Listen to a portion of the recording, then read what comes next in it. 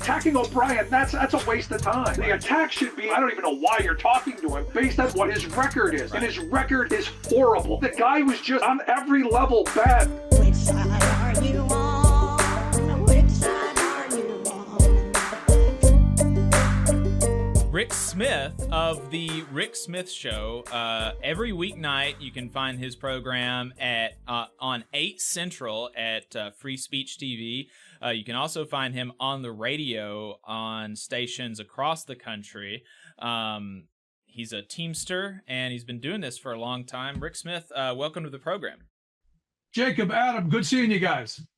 Good talking to you. Been meaning to get you on the program for a while because you're doing a very similar thing to us just over in Pennsylvania, and so I figured I've seen your continued commentary on what's been going on with the Teamsters, and you being a Teamster yourself, I figured that you'd be as good as anybody to ask to come on to talk about it. Before we get to that, we'll have time to talk about it. Just really quick, can you talk to us about how you came to, be doing, what you're doing, being on the radio and being on TV as a union member, as a Teamster? Long story short, 2004, John Kerry blows an election. We end up with George Bush as president again. I take a job transfer to central Pennsylvania, which is the supposed Alabama of Pennsylvania. And it's culture shock. My truck driver buddies are all saying, hey, we don't need this stinking union. We'd make more money if we didn't have a union here. And just basically regurgitating a lot of what they were hearing on talk radio. So our goal at the time was to add a little balance, talk about worker issues from a worker's perspective, and hold politicians accountable for the things that they were telling us but not doing in the halls of power. And here we are 19 years later, still doing the little program on 50 stations across the country, the Free Speech TV show, we're a Talkers 100 program. Couldn't imagine we would have done as well as we've done thus far, but it's all about getting out and just talking about everyday working class kitchen table issues. For me, that's the bottom line. And do you still work your job, or is this now full time? Yes. You're doing this full time. No, this is a hobby. I say all the time, I'm on a list of the top 100 talk shows in the country. 95 of them hate working people, but this is a passion. We're just 3 fire-breathing do-gooders who want to change our little piece of the world.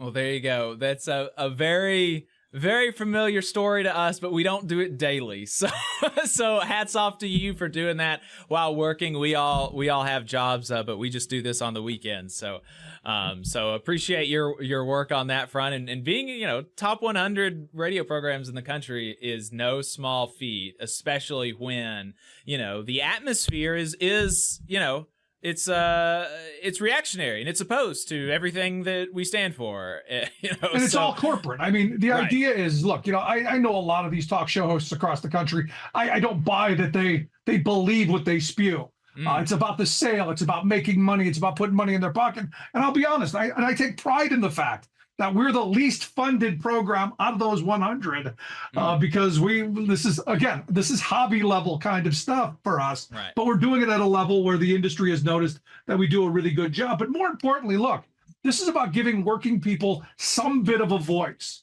and having some bit of power that they don't have currently. For me, being a union member is more than just getting good wages, great health care, a retirement package so that when I get older, I can live a little bit. It's about empowerment. It's about being more than just, hey, I'm doing well financially. In my household, I'm doing better. It's about having empowerment at work. It's about being empowered in society and saying, hey, I want better conditions at work and in the public square for everybody else. So look, when I come out against something that my union has done, it's not that I'm against my union. Look, I've gotten tons of email from people around the country who are going, what, are you going to turn anti-union now? And I'm like, no, this is about holding my union accountable. This is what democracy looks like. You guys know this as well as anyone. So for me, coming out and talking about this stuff, wherever you are, is important to say, hey, I'm not happy with this decision. I think it's pretty bad. Yeah, well, and you mentioned that, and there is a real there's a real strain in the labor movement of disinclination for critique, right? And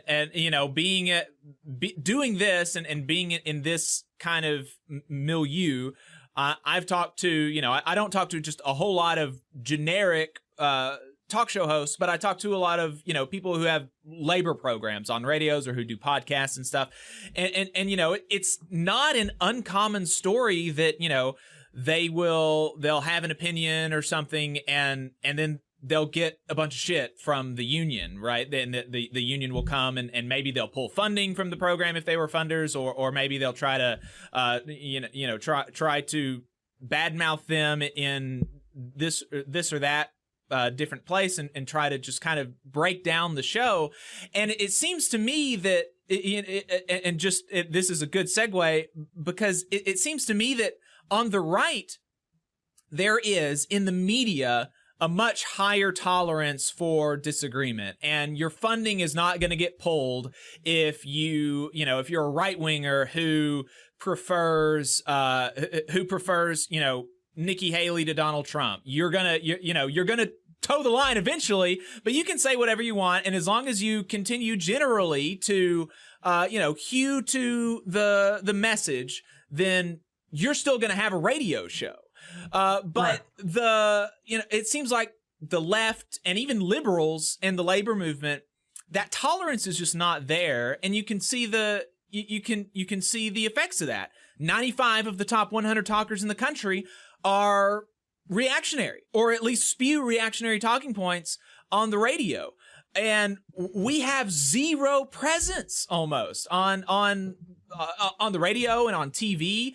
And it's not because the money's not there, right? The money is there. Unions every election cycle spend, hundreds of millions of dollars on advertisements. And that's not even talking about Democrats or people or folks who, generally should be on our side, or liberals or left-wingers. And we're just talking about political spending, right? And so the money's there, but it doesn't go to fund long-standing media projects for there's no infrastructure. People. Yeah. Oh, you're spot on. Look, we could spend weeks of shows on this topic. I've got 19 years of playing this back and forth. Somebody, and seriously, there should be the AFL-CIO should look at you and say, this guy should not be working. He should be doing this as a full-time job, and then give you the money to do that. And you'll be the, top 5 talkers in the country in the next year. I'm going to make you my PR guy. Right, yeah. Well, I mean, seriously, how do people not see, people with the power for the purse strings, that hold the purse, see folks like you who are doing the work and getting the recognition and being successful, and be like, let's take him to the next level. That's just, I don't know, it's bonkers to me. Well, no, I say all the time, and it comes down to Democrats fall in love, Republicans fall in line. We waste a lot of resources chasing dreams and hopes. You look at someone like Amy McGrath was never going to win in Kentucky. Jamie Harrison was never going to win in South Carolina, but we spent hundreds of millions of dollars on those races. The right doesn't do that. They know how to herd cats. And they do that by having funding available to keep people in line, which is why you're seeing so many people falling in line behind Donald Trump. The moneyed interests know where this is all going and what they are going to get out of it. And they're going to get someone who is going to be anti-worker.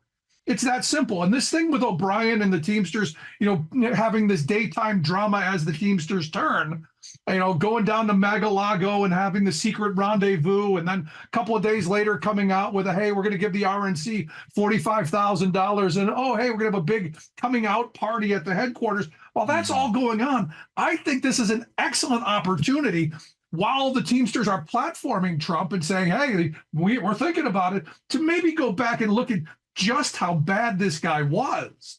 I mean, I know we've got the attention span of gnats sometimes, but his labor record was horrible. Right. I mean, the guy was just on every level bad, from the people that he put into regulatory positions to Neil Gorsuch on the Supreme Court that made the entire country a no rights at work country for public sector workers, to his talk of I want retribution and revenge against government workers and Schedule F coming around. There's so much here to talk about, so much fertile ground that, attacking O'Brien, that's a waste of time. The attack should be on, I don't even know why you're talking to him, based on what his record is. Right. And his record is horrible. Hey, 5 seconds. Just wanted to say that this is only possible because of our donors. If you want to see more of this, then consider donating yourself at tvlr.fm/donate. And what is, and I know that you've seen the news that now, I don't know if the donation was made or if the GEB approved it, but O'Brien and Zuckerman are recommending a $45,000 donation to the Republican National Committee. And, again, Trump is a good con man. So you have this secret rendezvous down in Mar-a-Lago. You got them going down. I look at the two pictures. You take the picture the Teamsters put out and the picture that Trump put out. Mm-hmm. You got the Teamsters picture that looks like a hostage video. O'Brien standing there, he's got this look on his face like he doesn't know what's going on. But the Trump one, everyone's got thumbs up. Right. So my thought is the Trump picture is O'Brien going down there to cheat on his wife. Mm. And then the picture that the Teamsters put out were, I cheated on my wife. I got caught. And now you got the $45,000, which was the con that came out of it. This is a soap opera. And again, my problem is when we get tied into this, we don't talk about just how bad Donald J. Trump was as a president. Right. It is wild to think that we're going to spend $45,000, give to the RNC, and I am not opposed to, where it makes sense, endorsing Republicans, especially on a local level. Teachers do it all the time. Right.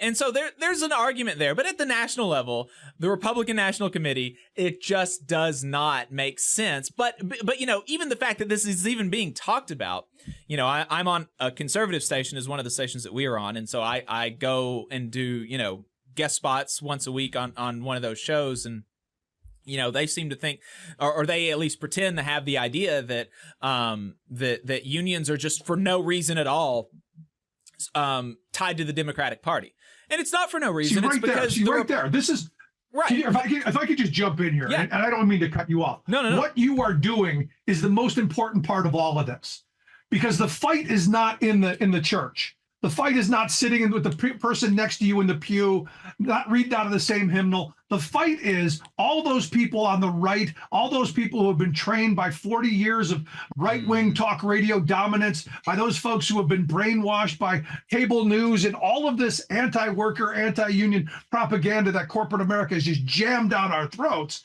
You're doing the right work. You're going where the fight has to be, and you're talking to the people who have to be talked to. I applaud you, man. Good stuff. Well, I appreciate it. I try. I hope it's not in vain. And but one of the things that they just pretend to think that it's for no reason that unions are allied with the Democratic Party, and stuff like this really puts the light of that, because there are so many union leaders that would love to be able to play footsie with the Republicans more often, but they can't because the Republicans want to destroy us. Like that, if more people even half pretended a little bit to just not want to destroy organized labor, there would be a million of these meetings all over. No, you're absolutely right. Look, we run the hashtag Republicans hate working people.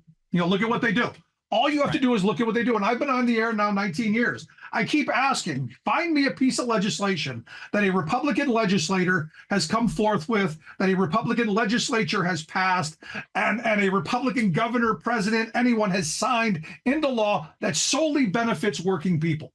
That's going to make my buddy to my right, my buddy to my left, going to make their lives better, going to put more food on their kitchen table, keep a roof over their head. And in 19 years, no one has come forth with that wonderful piece of legislation. And I want them to, more than anything. But what we do get from Republicans are massive tax cuts for the very wealthy. And the only thing the Trump people were able to do is, that Tax Cuts and Jobs Act, You may remember some of that where 83% of the benefit went to the top 1%. Remember that? Right. And that anything that you or I would have gotten is already sunsetted. Let's talk about what's real, not what's the narrative is and what the pretend world is. What's real is working people have been screwed and suffering for a long time. And it's about time we got somebody in the White House who actually understands that, which is why I'm a big supporter of Joe Biden. So there have been a few different reasons that people are kind of speculating about why this is happening, and there's been a lot of pushback. Is it just that O'Brien is just actually a Republican who thinks that workers should have more money? Is that it? Is he trying to play to the not insignificant portion of Teamsters members who are Republicans, or is he just feeling like he sees the way the winds are blowing? He doesn't think that Biden is going to have a shot at all, and so he doesn't want to throw good money after bad, and he wants to try to make as nice with Trump as he can, since he thinks that Trump is going to be the president eventually. What do you have any insight into what the thinking is here? I was told at the beginning by some of the folks that I know that feed me information that this was kind of a last second, that the trip down to Mar-a-Lago was just kind of a, hey, spur of the moment kind of thing. Wasn't an awful lot of political thought put into it. But there is the idea that they're just crossing the T's and dotting the I's. And that's been the face of what O'Brien's been saying. And look, there's something to be said for a candidate, just not Donald Trump, given how bad he has been. And I think John Palmer, one of the international VPs, in his letter masterfully laid out why our own Teamsters Constitution says that meeting should have never happened. But go down to the rest of what Palmer had to say. The fact that he, as president, was just horrible in every way, shape, and form for working people in this country. Why you would platform him is beyond me, given what we know that he did and what he said he's going to do. And I don't know if you've been watching the war between Trump and Sean Fain over at the UAW that seems to be ramping up. Let me give President O'Brien a glimpse into his future. That's going to be you if you endorse Joe Biden. That's coming. Right. Yeah, absolutely. Absolutely. And it's going to, I mean, this is going to, if they endorse Trump, this is going to be Patco all over again. They're going to feel like, oh, I endorse Trump, he's going to give me a pass, and they're going to try to strike the rails or the UPS, and Trump is going to really lay the hammer down. I mean, it's yeah. See, I'm not going to go with that because I understood why the Teamsters in 1980 endorsed Reagan. I got it. You can make an argument for that. Carter signed trucking deregulation, right, which destroyed the trucking industry. Completely get that. We're talking about a known entity entity who was horrible to working people, and you're platforming them again. This would be like the Teamsters endorsing Reagan in 84. Right. This would be that kind of a moment. I got 80, 84, not so much.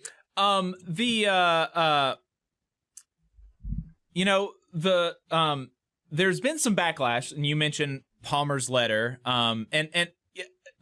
it just seems like the more that this is like the second or third meeting that they've had, and the more that this stuff comes out, the less and less, legs you have to stand on. It seems like, because the first meeting you could say I'm dotting my T's and crossing my I's, and it would have even been, it seems to me, a good propaganda value if it had been public, right? If you had televised this and it was a big forum filled with Teamsters members, there could really be some educational value there potentially, but all of this in secret and all, it just doesn't make sense to me. But there's been a lot of backlash, and on Twitter, Evan Sutton made a really good point that probably 90% of the people who donate to Drive are left of center, are liberals or left-wingers. And if they make this $45,000 contribution, or if they endorse Trump, that's going to be very detrimental to the ability for the Teamsters to fundraise in the future. Yeah, and here's a problem I have with this, and you as a union leader understand this. I'm not advocating for that. I've had people email me, I'm going to stop paying my dues, and I'm going to not do this, and that's not how this works. How this works is we do what we're doing here. We express our anger, our outrage, and we tell our leadership what it is we want. we don't take our ball and go home. We stand and we fight. We've got into this world of silos too soon and too long. You stay in there and you fight. And oh, by the way, once you stop paying your dues, you don't get to vote. So if you want to throw the bum out, you don't get to do that. Right. So for me, I say you stay in, you make your voice heard. Far down the line, maybe you think about, but way down the line. Right. This is way too soon for that. Or at least that's my thought. Well, no, I mean, in his defense, he wasn't talking about not paying dues. He was talking about not contributing to the PAC, right?